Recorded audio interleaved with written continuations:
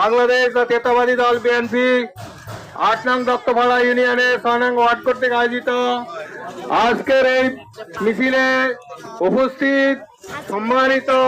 চন্দ্রগঞ্জ থানা বিএনপির সাংগঠনিক সম্পাদক জনাব লিটন ভাই, উপস্থিত ৮ নং দত্তপাড়া ইউনিয়নের জাতীয়তাবাদী দল বিএনপির সাধারণ সম্পাদক জনাব মনসুর ভাই, উপস্থিত আমাদের মোহন ভাই, উপস্থিত হারুন ভাই সহ দল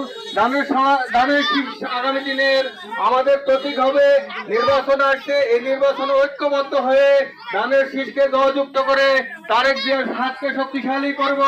এবং বেগম খালেদা জিয়াকে হাতকে শক্তিশালী করে গণতন্ত্রী দল জিন্দাবাদ। এখন বক্তব্য বাংলাদেশ জাতীয়তাবাদী ছাত্র দল লক্ষ্মীপুর জেলা শাখার সংগ্রামী বিপ্লবী সভাপতি, দত্তপাড়া কলেজের অন্যতম পরিচালনা পর্ষদের অন্যতম সদস্য, এই এলাকারই কৃতি সন্তান জনাব হাবিবুর রহমান বাবুকে